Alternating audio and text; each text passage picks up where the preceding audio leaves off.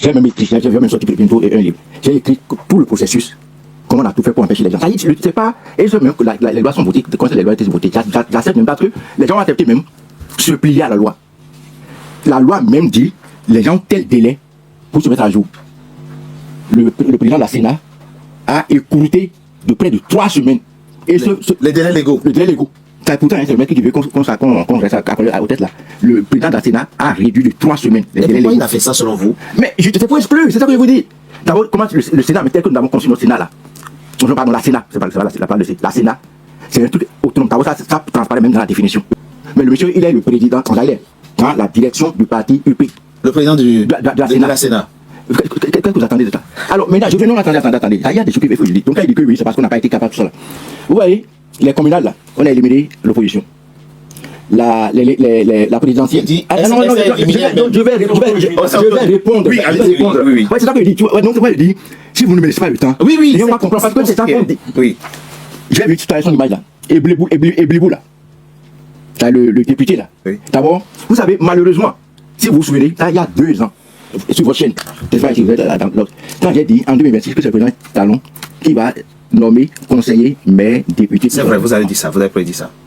Bonjour à tous et bienvenue sur votre chaîne Regard Africain. Aujourd'hui, nous restons au cœur du Bénin pour vous faire découvrir l'actualité et les réalités de notre pays. Restez avec nous jusqu'à la fin pour tous les détails. Nous vous invitons également à vous abonner à notre chaîne et à partager cette information afin que chacun soit bien informé. Le Bénin tiendra sa présidentielle le 12 avril prochain. Le président béninois Patrice Talon cédera donc le fauteuil à son successeur. Et à cette présidentielle sera absent un parti politique auquel appartient le ministre présent ici sur mon plateau, les démocrates, pour ne pas les nommer. Chers invités, parlons de la dernière réforme constitutionnelle qui a été promulguée d'ailleurs le 17 décembre dernier et au Bénin. Et à l'issue de cette réforme, il y a beaucoup de changements qui interviennent, notamment la question de la durée du mandat et l'instauration du Sénat. Maître Adjalian, commençons d'abord par la question de la durée du mandat. À quel problème cherche à solutionner le rallongement de la durée du mandat présidentiel? Mais pas seulement, ça vaut pour toutes les élections, législatives et locales. C'est la réponse à quel problème? Si je pose cette question, mais c'est pour comprendre, hein, nous avons au Bénin, comme dans la plupart des pays africains, une population très jeune. J'ai examiné la pyramide des âges du Bénin avant de venir dans cette émission et j'ai vu que 53,2% des Béninois ont moins de 18 ans. Ce qui mécaniquement signifie que ceux qui, le 12 avril prochain, les Béninois qui auront 17 ans, le 12 avril prochain, et qui n'auront pas la possibilité de voter, donc parce qu'ils ne sont pas électeurs, ils ne sont pas majeurs, devront attendre d'avoir 25 ans, c'est-à-dire 2033, avant de voter à nouveau. Et c'est là où moi je me suis dit, je vais vous poser la question de comprendre comment se fait-il que dans un pays où la frange de la population majoritaire a 18 ans et moins de 18 ans, comment se fait-il qu'on rallonge la durée du mandat à 7 ans? Les Américains, eux, ils ont mis ça à 4 ans parce que, justement, précisément, ça règle ces questions-là. Ça répond à quel besoin, Maître Adjalian? La question de la durée du mandat qui est passée à 7 ans. Monsieur Tobé, oui. Resituons les choses, reposons le cadre. Le citoyen, dans la priorité, dans l'ordre prioritaire de ses besoins, oui, ce n'est pas l'expression du suffrage qui est la priorité des priorités. Ce qui est la priorité des priorités, c'est son bien-être. Et le bien-être, eh bien, s'obtient par l'offre politique. Enfin, oui, vous me coupez la parole. Excusez-moi, oh là là, excusez-moi. Par l'offre de la satisfaction de ses besoins vitaux, savoir, il a du travail, il a de quoi se soigner, il a de quoi se déplacer normalement. En tout cas, il faut une stabilité pour lui offrir cela. S'il a le choix, bien, c'est plutôt ça la priorité. 4 ans, vous avez dit aux États-Unis, c'est le choix des États-Unis. Ah oui, on est d'accord. Mais les États-Unis, c'est un pays, une fédération qui existe depuis plusieurs siècles.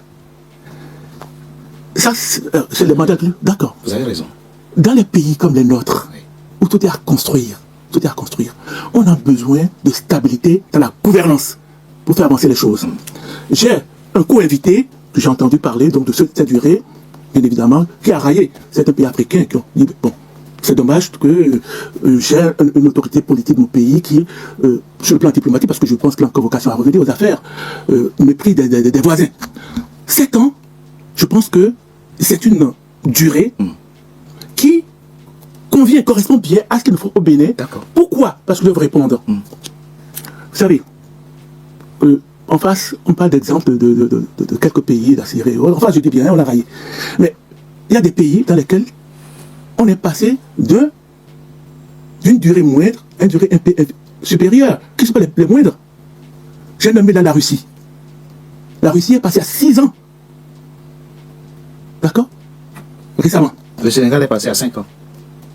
Mais quand je parlais de pays qui existent depuis des siècles, on va rester sur les... Non, mais je n'ai pas fini. Ah, je n'ai pas fini. Je n'ai pas fini. Vous savez, Mao Tse-tung, il est arrivé au pouvoir en 1949. C'est vrai. Il a quitté le pouvoir en septembre 1972. Je convoque l'histoire, M. Dianoté. On a vu ce qu'il a fait de son pays. Il faut cette stabilité dans la gouvernance. Nous sommes en France, M. Dianoté. Et en France, le septennat, pendant 7 ans, ça a duré 127 ans. Depuis la 3e République française. 127 ans ça a duré. La réforme, pour passer au quinquennat, date de l'an 2020. Pour entrer en application en 2022. Le premier mandat de 5 ans, c'est en 2022. Et je vous rappelle que déjà, il y a eu des propositions de loi pour revenir aux 7 ans. Rappelons-le. Donc, dans nos pays où on a tout à faire, qu'est-ce qu'il faut privilégier? 5 ans, mais un gouvernement qui s'installe, lorsque, surtout par exemple, Patrice Talon en a fait les frais. Les frais de quoi? Mais en arrivant au pouvoir, il avait estimé qu'en 5 ans, il faut faire le travail. Oui, il arrive, qu'est-ce qu'il voit? Un trou abyssal. Il a fallu qu'il remette le pays. Non mais il a fallu qu'il remette le pays à flot. Et pour démarrer, il a compris que, franchement, il a collaboré certainement en tant que Béninois à la destinée de son pays. Et quand il y a eu une rupture, parce qu'il y a eu une pente vers la dégringolade, il s'en était allé, il est revenu pour remettre le pays d'Afrique. Non, il n'avait pas mesuré l'ampleur des dégâts. Mais écoutez, il est venu, il a remis le pays. Non, mais il a remis le pays à niveau et il a lancé le pays. Et là, alors. Le ministre nous a appris que ça fait des années qu'il est au pouvoir sans être au pouvoir. Donc, il connaissait très bien le Bénin. Oui, mais il n'était pas aux manettes. Ah, il n'était pas aux manettes. Mais il n'était pas aux manettes. Entre ce qu'on voit à distance et lorsqu'on arrive aux affaires et qu'on est face à la réalité, le trou abyssal laissé partout. Oui. Vous voulez que je vous rappelle quelques-unes? Comment peut-on construire un pays lorsque on est dans un pays? On est à l'ère moderne. Il n'y a pas d'énergie électrique. Écoutez, c'est un secret pour personne. Qu'il y avait le délestage. Non, mais le délestage. Ah oui, le délestage. Mais quand vous avez le délestage. Il n'y en a plus au Bénin. Non, il n'y en a plus. Attendez, je vais vous expliquer. Tout n'est pas réglé. Le déficit de tout était à telle enseigne que. Alors aujourd'hui, on a l'offre de l'énergie. Mais ce qui fait problème, c'est le réseau, la conduite. La conduite, parce que. Je prends l'exemple de Cotonou. À l'indépendance de Cotonou, quelle était la population de Cotonou? Environ 500 000 personnes. Aujourd'hui, on est à plus de 2 millions. Donc, le conduit de l'énergie de la centrale dans les maisons, c'est dans un réseau qui ne répond plus aujourd'hui. La canalisation, ce qui était prévu pour 500 000, c'est pas possible. Je suis en train de vous répondre. Oui, je suis en train de vous répondre. J'essaie de comprendre. Oui, vous voyez ce que je veux dire? Donc, l'offre est là. Ouais. D'accord? Mais maintenant, il n'y a pas que ça. Donc, si ses prédécesseurs, avec cette intelligence de régler le problème, et de ne pas être des jouisseurs de pouvoir, mais des gens qui travaillent. Est-ce qu'ils étaient, selon vous? Écoutez, on a vu que le pays était dans un système de dormance totale avant la prise de pouvoir par Patrice Talon. Donc, je vous réponds, 7 ans, je vous dis, me paraît plus approprié pour que celui qui vient aux affaires, bien évidemment, se mette en place et fasse le travail. Voilà. Donc 7 ans plus approprié que 5 ans. Mais c'est une réponse. C'est Merci. Une réponse qui a sa pertinence, bien sûr. Merci beaucoup. Oui, donc, c'est quand je ne mets pas là, ça me fait tellement rire. Parce que Vous n'êtes pas pour un mandat de 7 ans? Non, pas du tout alors. Pourquoi? Non, voilà, je vais expliquer. Parce que le maître justifiait ça par dire que oui, bon, tout est à refaire. Quand le président Talon était venu, il était au chaos, il y avait de tout partout. Je ne sais pas de quel tout il parle. Quand on partait, quand il prend les fonctionnaires, il n'y a pas d'arriéré. C'est-à-dire, il y avait des tonnes d'arriérés quand on venait. Il n'y a pas. Il n'y a pas de personnel à statut précaire. C'est tout ce qu'on appelait comment on appelle ça, tout ça, tout était parti. Aujourd'hui, nous avons les aspirants au métier dentaire. Il a commencé par parler de la nomination des préfets. Ça, c'est vrai, quand le président Talon a nommé les préfets, je l'avais aussi applaudi. Mais dites-moi, les 12 départements, est-ce qu'on a construit un seul, c'est-à-dire le siège, c'est-à-dire la préfecture? Sur les 12, là, on a construit combien de mètres? On dit, il y a des trous. Quand on partait, il y a la dette. Non, franchement, parce que les gens font des acclimations qui ne sont collées à rien du tout. Et c'est là que les gens partout, les gens répètent. Quand vous avez des expérimentés qui sont là, il faut les laisser parler, franchement. Quand la dette était à 1200 milliards, aujourd'hui on est à 9000 milliards. Ça vous dit quelque chose? 9000 milliards. Et ça, on veut dire que non, quand on est venu, il y a des trous, maintenant on a fait ceci. Alors, on a construit près de 7 universités. On a créé des résidences universitaires. Aujourd'hui, on n'a pas construit on va construire un seul amphithéâtre. Ça vous dit quelque chose? Les dialysés qui étaient pris en charge. Aujourd'hui, on ne peut pas. Et c'est à la télévision qu'un président a dit, un enfant qui souffrait du cancer, que non, même si on ne le savait pas, qu'il va mourir. Non, c'est pas un problème. À la télé, je ne sais pas mentir comme ça. Les convertons. Il y a tellement de choses. Alors, donc on me dit, oui, il y a des trous, qui nous donnent l'exemple des trous qu'il avait là. Et avec tout ce qu'on voulait. Et pas d'énergie. Énergie. Mais maintenant, oubliez que le MCA, qu'on est en train d'utiliser là pour faire les agréments, c'est nous qui avons initié, c'est nous qui avons fait le financement, et que le président dont il parle là a même recruté des sénateurs américains pour combattre le MCA là qui donne l'énergie aujourd'hui. C'est pas je dis moi, ça dit c'est sans fausse modestie quoi. Quand je suis dans des débats là, il y a des sujets qu'il ne faut pas aborder.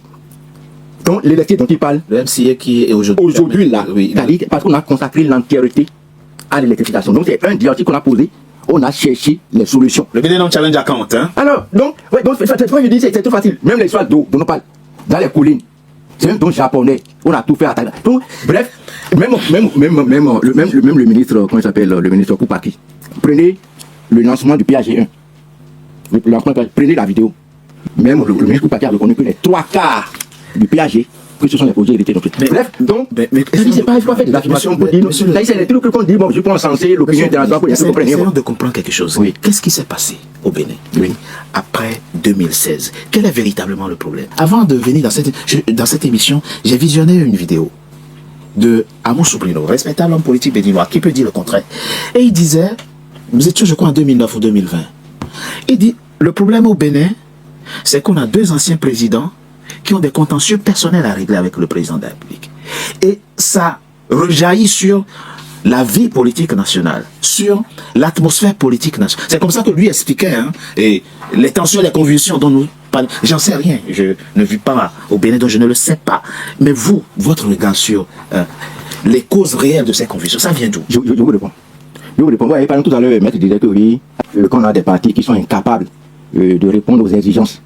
De la loi. Je vais revenir encore sur l'histoire de 2019, parce que je vous ai dit, j'ai même sorti bientôt un livre. J'ai écrit tout le processus, comment on a tout fait pour empêcher les gens. Ça y est, c'est pas, et c'est même que les lois sont votées, quand les lois étaient votées, j'accepte même parce que les gens ont accepté même se plier à la loi.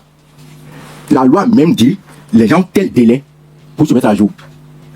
Le président de la Sénat a écouté de près de 3 semaines.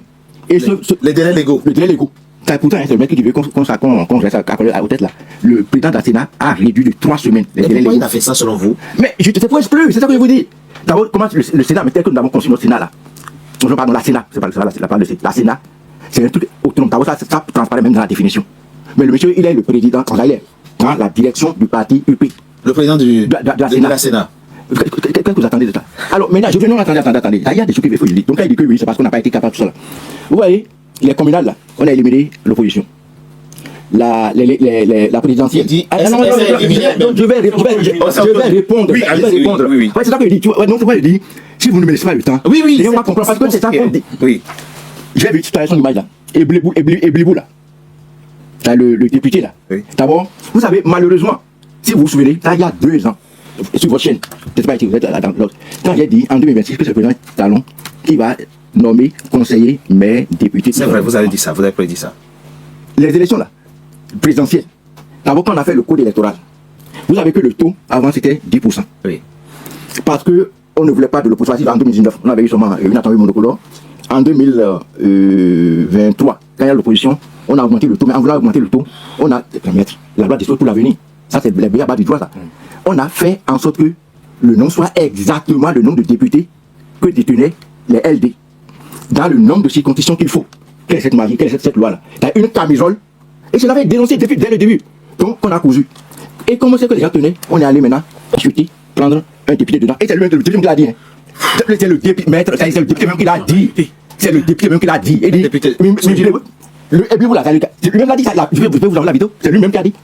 Qu'est-ce qu'il a fait? Maintenant, quand vous allez vous comporter comme ça, s'il avait la paix au Bénin, c'est parce que comme président, il ne s'est jamais comporté comme ça. Comment un député, vous avez tout fait pour tailler un code électoral à la camisole des gens, à la tenue des gens. Et vous allez maintenant leur. Mais laissez-moi finir quand même. Ah, je ne suis pas intervenu. Vous allez. Je des règles, moi. Je ne vais pas parler. S'il vous plaît, s'il vous plaît. Écoutez, là, c'est mon corps qui parle. C'est mon corps aussi de parler. Allez-y. Alors, vous avez vos yeux parler, votre corps parler. Allez-y. C'est bon, ça va aller. Allez-y. Alors, vous êtes allé arracher le seul député que vous allez aller cacher. Après, vous l'amenez. Pour les. Mais t'as dit ce que je dis là. C'est des trucs, il y a des vidéos, le président m'a parlé. Le président fait interview. Pour à quelques jours, les députés LD ont démissionné. Ce n'est pas des choses que j'invente. Ont démissionné. Le président fait une émission et il donne des instructions aux candidats de la mouvance, le ministre des Finances, pour dire de recevoir les candidats qui ont démissionné là et de les positionner sur la liste des partis de la mouvance. Mais ça, donc tout ça, ça vous dit rien du tout. Et on va dire maintenant que les gens étaient incapables de faire la noire. Alors, dans la paix, je vous réponds. C'est-à-dire, aucun président ne s'est jamais comporté comme ça. D'abord, vous avez parlé de consensus. Le sujet de consensus, c'est ça qui a conduit le Bénin depuis la conférence nationale. Mais quand aujourd'hui, le président dit que c'est lui seul qui connaît ce qui convient aux Béninois, et ce que lui fait là, c'est-à-dire c'est ça que tout le monde doit accepter. Monsieur le ministre, très rapidement, avant que je ne passe, très rapidement, monsieur le ministre, je l'ai dit, votre parti sera... Donc le président n'a pas de... S'il vous plaît. On avance. Monsieur le ministre, je l'ai dit, les démocrates seront absents de la présidentielle prévue dans quelques semaines. On a vu qu'au sein de ce même parti, il y a des problèmes. Dans tous les partis, même dans l'UP, dans BN. Bon, est-ce que ce n'est pas, on ne tombe pas non plus là dans la facilité de rendre le président responsable de comment les démocrates sont gérés? Non, parce que c'est ça le problème. Vous avez, je vous explique. Oui. Vous avez suivi au moins le processus de désignation du candidat des démocrates? Oui. Même de l'Ovla Vivita? Oui, avec les situations extrêmement conflictuelles qu'il y a eu avec entre les Roundétés et il y a eu quand même, ça a dit, le congrès, qui est tenu, les gens désignés, tout ça. Vous avez vu ça au niveau de la mouvance? C'est ça que je vous dis. Ça dit, c'est le président parle, point barre. Vous pensez que c'est dommage, quoi. Donc, vous êtes fier de la manière. La question. Ah, d'accord. Donc, vous êtes en train de nous expliquer que. Il n'y a pas de démocratie. Tout est imposé démocratique. Et quand au sein des démocrates. Quand je réagis, on a le droit. C'est quand même triste, quoi. Non, c'est une tristesse absolue. C'est différent. Et c'est navrant. Absolument. Un truc connu de tout le monde. On a le droit de passer. Ah non, moi j'aime bien respecter les gens. Mais si vous me manquez de respect, franchement, moi je ne supporte pas. Non, on est d'accord. C'est quoi ça? On est totalement. Les gens qui sont partis, on vous a dit c'est navrant. C'est navrant. Le président n'a pas débauché les députés, il-même n'a pas dit. La désignation du candidat de la présidentielle à la mouvance. Quel congrès? Maître Ajalian. Oui. Mais c'est quoi ça? C'est qu'on dit la vérité. C'est le président lui-même qui a dit que pour maintenir le pouvoir, il faut savoir tenir les grands électeurs. Mais c'est pas lui qui. C'est pas Maître. Oui, vous avez la parole. Vous me permettez de parler? Oui, s'il vous plaît. Mais écoutez, on est sur le terrain politique, c'est une bonne guerre. Non, il n'y a aucune bonne guerre. Je l'ai dit, c'est aucune baisse. Un peu de discipline. S'il vous plaît, À la discipline, je vous laisse parler. Moi, vous la discipline et vous parlez de non. J'ai pas fait de frappe. Vous mettez dans cet état, dans ce débat. Non, vous exagérez. Il faut que je vous le dise. Vous savez de votre Vous exagérez. Il faut que je vous le dise. Arrêtez ça. Arrêtez-moi ça. C'est de dire, j'ai un parti politique, j'ai des élus, j'ai des responsables de mon parti, mais on peut facilement les acheter. Mais comment faites votre casting pour nous avoir des gens? C'est une question. On avance. Dernier point. On va changer cette émission. On a la fin. Mais ça voudrait dire tout simplement, dans la constitution de vos cartes politiques, les gens que vous êtes... Ils choisissent pas les bons, c'est ça vous voulez? Mais ils sont c'est la médiocrité. Dernier point de la réforme. Dernier point. Chaque parti, vous l'avez dit, a ses problèmes. Et ils ont l'intelligence de régler. C'est pas une Dernier point, le Sénat. Qu'est-ce que vous appelez dictature? Vous savez la notion de dictature politique? S'il vous plaît. Il y a même la dictature du prolétariat. C'est des notions bien précises. Non, mais c'est des notions bien précises. Pourquoi Olivier? Vous êtes plus proche de talent que pourquoi Olivier? Pourquoi Olivier aujourd'hui pas parce qu'il a des ambitions politiques? Mais monsieur, Ça dit, non, il y a des trucs de la terre, et puis vous moi je ne contrôle pas. Non, mais attendez. Je ne comprends pas. Vous dites tellement d'ineptie que ce n'est pas par quel gouvernement.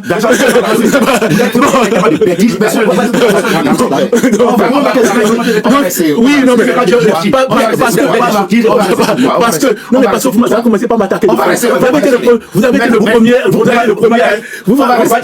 À qui vous avez? Ça c'est du béninois. Vous savez qui je suis. Ça c'est un peu ça. Alors non, mais je suis tout à fait. Il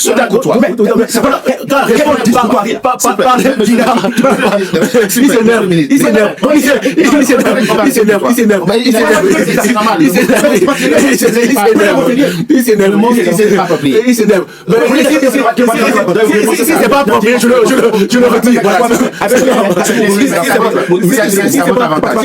approprié, je le retire. Non, pas du tout. C'est vous qui avez commencé par m'attaquer. Je ne vais pas attaquer. Si, non, vous commencez par dire des gens qui sont loin, ils ne savent même pas de quoi ils parlent.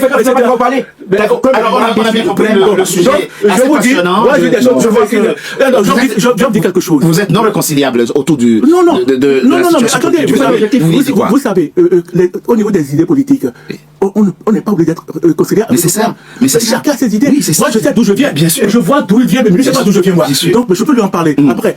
Il sera plus éclairé. Donc, moi, quand je vois beaucoup de respect pour des gens. Du Sénat qui vient d'être. Non, mais juste pour vous dire, là, au niveau de la formation, de la jeunesse, on n'a pas parlé, c'est triste. Oui, on n'a pas eu assez de temps. On reviendra. Quand je sais que c'est dommage, monsieur Jonathan va encore s'en faire parce que c'est triste. Pourtant, c'est pas péjoratif. Du Sénat qui vient d'être. Alors, non, mais je veux dire, vous savez, Patrice Talon a cette différence avec ses prédécesseurs que c'est un gestionnaire, c'est un visionnaire, c'est un homme d'action.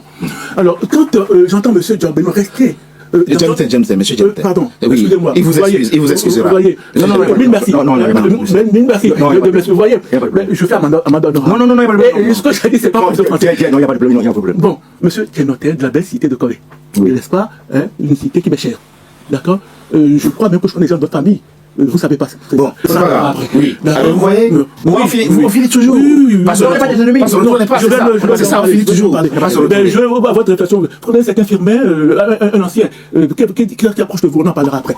Donc, je vous parle bien d'infirmier, un ancien, et peut-être il n'est plus de ce monde.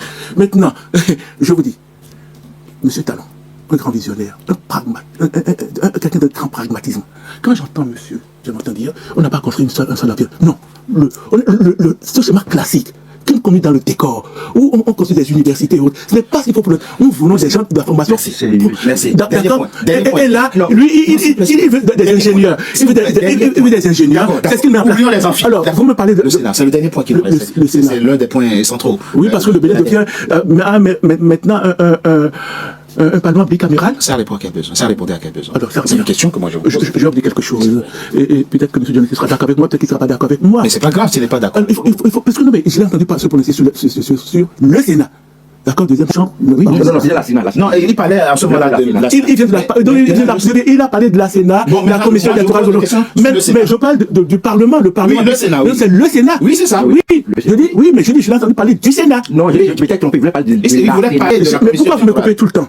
Je vous dis, je l'ai entendu. Non, rectifie ce que vous dites. Non, le rectifie. Laissez-moi aller au bout de la Allez-y. Je vous dis, je l'ai entendu parler du Sénat, pas forcément sur ce plateau. D'accord. Mais j'ai entendu se prononcer sur le Sénat. Ok. Mais vous ne m'avez pas laissé aller au bout de ce que je veux dire. Vous travaillez avec l'imagination comme toujours, c'est ce que je dis. Allez-y. Donc, vous imaginez à la place que j'allais dire. Il n'y a pas de Sénat. Non, mais je vous dis, mais si vous pouvez avoir la courtoisie de me laisser aller au bout de mes idées, c'est ça que j'ai proposé. Bon. Allez-y, non, on avance ou on n'avance pas. On peut avancer. Bon, maintenant, je vous dis ceci, tout simplement que une chambre de sages pour accompagner le pays, c'est quelque chose qui a toujours été évoqué, même au moment de la conférence nationale, que tout le monde évoque, même si les gens connaissent très peu le compte, tout ça. Alors, les résultats sont là. Maintenant, le Sénat, une institution. Oui. Où on demande la contribution des sachants, des gens qui ont été aux affaires, pour accompagner le pays. Ce n'est que bénéfice. D'accord. Mais moi, je l'approuve. Maintenant, mais quand j'ai entendu M. Diamantin parler de ça, oui. Mais il a omis de penser à ce qu'on peut être une loi organique qui peut préciser les choses. Dans ce qu'il disait, mais il a même imaginé que le Patrice Talon allait en être le président. Ah bon, mais on n'en sait rien. Mais c'est bien pour ça que j'ai convoqué ce qu'il a dit sur ce point-là. Mais on n'en est pas encore là. Oui. Mais quand affirmer comme il a fait, parce que c'est bien ce que je veux dire. Maintenant, je trouve qu'il y a une très bonne chose que, comme étant contribution, ceux qui étaient aux affaires, comme les anciens présidents, et vous savez, dans les lois de finances, dans les trésors publics, on ne peut pas payer 2 fois la même personne. Non. Donc, les anciens présidents qui ont déjà des avantages financiers, ils viendront accompagner le pays dans leur connaissance. Il y a des avantages liés au... Non, mais écoutez, ils viennent faire, pardon, ils viennent. C'est du bénévolat politique qu'ils vont faire. Ah ben, écoutez, vous voulez qu'ils soient payés alors qu'ils ont des avantages liés à leur ancienne fonction qui est là. Être sénateur, c'est une activité. Mais en ce moment-là, on leur coupe les avantages. Je sais pas. Mais est-ce que c'est ça qui vous dit? Non, mais vous me demandez mon sentiment là-dessus. C'est ça. Je donne mon sentiment à moi. D'accord. Je dis, vous informez que ce sera du bénévolat. Non, mais je ne vous informe de rien. Je vous dis tout simplement, c'est la loi qui dit ça. Donc ça, c'est comme ça. D'accord. D'accord. Très bien. Mais maintenant, j'ai convoqué les déclarations de mon co-invité. Donc que j'ai écouté, puisqu'il parle beaucoup de vidéos qui circulent, ça circule aussi quand, et j'ai le temps d'écouter avant de venir. Et c'est une très bonne chose, puisque c'est des gens qui vont corriger les insuffisances de la gouvernance que notre pays a connue. Et ça, c'est une bonne... Oui, tout corriger ce que M. Patrice Talon a donné des exemples très précis de ce que va être, entre autres, l'attribution, par exemple, du Sénat. Maître. Les gens, il a parlé des défilés, des défilés qui ramènent les frontières et des comportements déviants de certains politiques, de certains politiques, et qu'on ne peut pas réguler, recadrer. On peut envoyer aujourd'hui une loi adoptée par l'Assemblée nationale au Sénat pour relecture. Enfin, la nouvelle réforme. C'est-à-dire, on peut envoyer une loi adoptée par l'Assemblée nationale au Sénat pour une seconde lecture. Mais quoi ça vous gêne? Ça se fait ici en France ou non, mais sauf qu'ils sont élus. Comment nous, on explique à des étudiants en droit qu'une assemblée non élue, donc qui n'a aucune légitimité résultant d'un mandat électif, peut corriger et éventuellement rétorquer une loi adoptée par une assemblée élue? Alors, attendez. Ça ne se passe. Attendez. Il y a les règles constitutionnelles. À partir de mon où c'est un organe constitutionnel avec ses champs d'attribution. Et Patrice Talon a rappelé, pour la connaissance de ceux qui ne savent pas, que dans le monde, et notamment au Canada, il y a un Sénat composé de gens non élus. Non élus. Quand moi je vous donne un exemple, le pays, vous dites que ça fait des siècles que ce pays existe. Non mais l'Assemblée vous donne un exemple. Vous parlez de quel pays que ça existe? J'ai trouvé parler des États-Unis. C'est moi qui ai dit que les États-Unis. Par rapport à la durée du mandat. Oui, mais donc ils ont eu le temps de se constituer, de travailler dans leur gouvernance et d'arriver à un niveau de développement qui n'a pas le nôtre. La Chine existe là aussi. Non, mais je vous dis tout ça, mais chaque pays adopte sa loi. Et c'est pour ça que j'ai convoqué la Chine, où j'ai dit que Mao a été au pouvoir de 1949 à 1967 pour stabiliser les choses avant de s'en aller. Et je vous dis que la France a adopté le septennat sur 127 ans. Vous avez raison. Pour la stabilité des institutions, pour le développement de notre pays. Donc, chez nous, nous avons besoin de stabilité politique, d'un gouvernement qui a le temps de s'installer, de mettre en pratique sa politique. C'est en cela que j'ai réagi de cette manière. Maintenant, vous parlez d'un organe constitutionnel, et je vous dis que le Bénin, un pays souverain, a le droit de se faire ses lois, mais ces organes qui fonctionnent. Mais en quoi la Constitution le prévoit, et que l'organe quelque chose prévoit ces dispositions-là, et que c'est tel quel.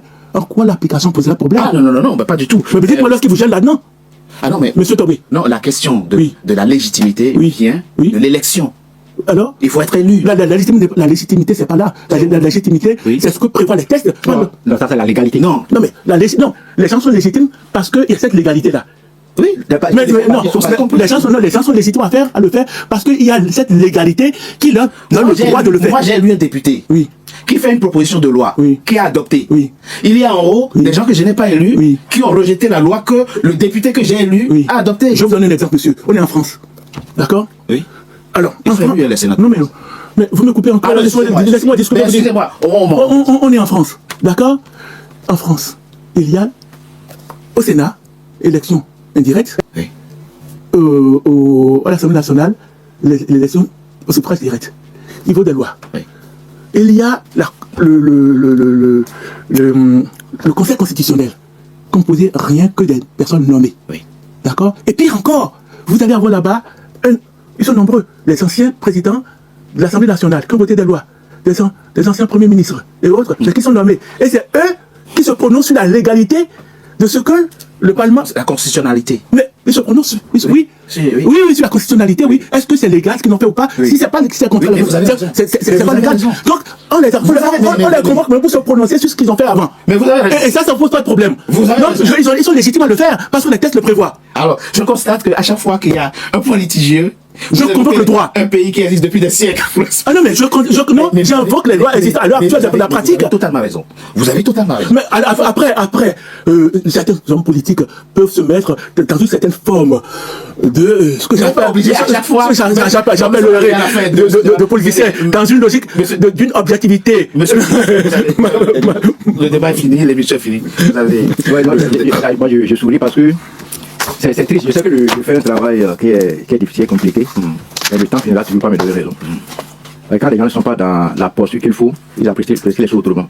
Aujourd'hui, vous appelez Quenom, c'est bien que Quenom ici aujourd'hui, Taïb va regretter tout ce qu'il, quand je parlais, il m'attaquait, il va regretter ça. Vous appelez aujourd'hui beaucoup Olivier, aujourd'hui il va regretter. Le maître tout à l'heure disait, je vais répéter pour être sûr que c'est vraiment ce qu'il a dit. Quand on a évoqué le plan de l'université, il dit non, bon, on va faire une autre option, qu'on n'aura pas besoin d'université. C'est pas ça. Non, c'est pas ça. Non, c'est pas, je vais sûr. C'est ce que j'ai entendu. Et il n'a pas fait la phrase d'aller, j'ai bien compris qu'il veut parler, qu'il veut quand même former des ingénieurs, former des gens, formation professionnelle. Et je voudrais savoir si les 20 lycées à l'école plus a annoncé c'est déjà fait. Non, je comprends. Oui, non, on a fini. Malheureusement, il n'y a plus de. Alors, maintenant, par rapport au Sénat, moi je suis d'accord avec vous que cette forme de Sénat-là n'existe nulle part au monde, nulle part. Et ça pose véritablement un problème de légitimité. Et quand vous voyez les attributions, parce que vous voyez, quand on dit le Sénat, ça la consomme, tout le monde sait. Ça ne préjuge pas de la qualité du travail qu'ils vont faire, attention. Non, là, on est en train de parler de non, mais je sais, mais monsieur le ministre, nous n'avons aucune raison objective aujourd'hui de douter de l'efficacité de cette. Non, ça peut être efficace. Non, ça peut être efficace parce que voilà, le Sénat ne peut pas jouer un rôle exécutif, un rôle législatif, un rôle judiciaire. C'est pas possible, ça n'a pas de sens. Merci. Bien parti pour lancer la séparation de pouvoir. Maintenant, le maître a dit encore, il semblait dire, quand il va vous poser la question, si les gens vont être remis, c'est un peu comme si, bon, il a dit que la loi n'a jamais parlé de la rémunération des sénateurs. De toute façon, dans la mise en acte, dans la mise en œuvre de cette loi, on doit avoir une loi organique. Merci. Aujourd'hui, dans la Constitution. Maintenant, la Constitution, notre Constitution, on est parti de 90, je reviens toujours là-dessus. Et vous pensez que cette Constitution qu'on a révisée dans les conditions qu'on sait, où on a coupé courant pour ça là, et ça existe référendum, tout ça, ça dit, un Sénat où il n'y a pas d'élu. Merci. Et qui va supplanter le président de la Merci, monsieur le ministre. On a vu, l'échange a été chaud, il y a eu malheureusement, non, ça, on va jamais finir. Et cette émission, en tout cas, merci à vous deux.